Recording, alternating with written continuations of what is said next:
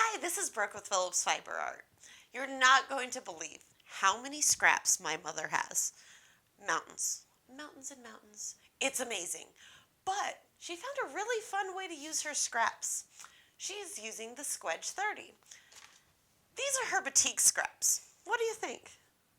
Gorgeous, right? We're going to use a lot of different colors. Let's take a closer look. Whoa, Mom. Now that's a lot of scraps. Why didn't you take this one? Okay, I'll admit it. That is a lot of scraps. But I hate to throw anything away. The trick to managing this mountain of fabrics is having a plan. My plan is to simply repeat the one that's behind Brooke. I have that many blues, purples, and roses in my stash. And just scraps, let alone yardage. So first I go through my scraps and pull out all the bright clear pieces and in those general colors. One of my tricks for going through scraps is a sizing template. I cut one from a 6¼ inch strip of manila folder. I align the Squedge 30 to the side and slotted line to the bottom and cut.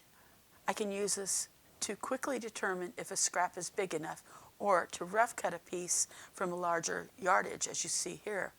I can cut an accurate piece later using the Squedge 30 tool. I put the rough cuts and rectangles neatly in a box. Save that for another day. Then I can clean up all this clutter and pack it away and start fresh in the morning. All I'm focusing on today is the blues. And here I have 2 blues and 2 lights. The size of this rectangle is very specific. Here's a chart that we've added to your pattern. You might take that little chart and tape it to your ruler while you're working on this project. I'll place my Squedge tool with the side aligned to the left side of the fabric and the slotted line along the bottom edge. With the fabric I have left over, I can take the tool and turn it around and cut another. So now here we have our first 2 pieces. They're cut in opposite directions, but notice that when I turn this around, they're the same piece. Here we have a light and a dark, and we're ready to sew these 2 pieces together. One caution about using batiks is they look the same on both sides. So just make sure that the right angle is always in the left-hand lower corner, and you know you haven't gotten them turned around. When we sew these together, we put right sides together, and we want a little 1/4 inch equilateral triangle right here. When we sew, we're going to use a generous 1/4 inch seam allowance. Here are 2 blocks sewn together. Continue sewing pairs as shown in your pattern. Then you can arrange them on your design wall. And once you're pleased, then you can sew the blocks together into quadrants and then into the quilt top. Add borders and you've got it. You'll find project 2 is smaller and more predictable. For each solid color, I start with a 6¼ by 14½ inch rectangle of each one. And on the background, I cut 6 strips, 6¼ by the width of the fabric. Now in my sample, I used a gray ombre for the light, and that's why they're different shades.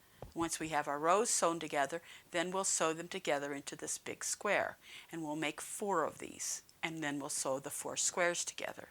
Okay, this is what I find fun. I make all the individual squares in sets of 4, and then I play. So here's another way to arrange them, all lined up the same like little soldiers. And here's 16 soldiers. Make 4 groups and you get a platoon. That's a nice sized little quilt. How about doubles? Here's a 4 by 4. If you make 4 of these and rotate from the upper left corner, you get this piece. Or this time rotate from the opposite corner and it just changes that focus. Then you have the old favorite, a pinwheel. If you have 16 squares, you get 4 pinwheels. And notice they're the same pieces we've used before, and I have that similar scrappy look. I tiled out 4 more, and you get this one. Now back to the pinwheel, but this time I'm going to put the 4 of the same colors together, and you get a less scrappy, more deliberate look. So Here's 4 pinwheels, and another 4, and another 4, and another. And here they are all put together. What if we even doubled it more? 64 pinwheels for a bed-size project. So many possibilities. Now back to Brooke. Well, that was a lot of fun. Just remember, you don't have to do the whole project in one sitting. You might just start by starting with your scraps, your small yardage, get a couple pieces cut, start to organize things, and soon enough, you can have a quilt just like this. We're going to need our Squedge 30, our free pattern, and a trip over to phillipsfiberart.com. Hope to see you there.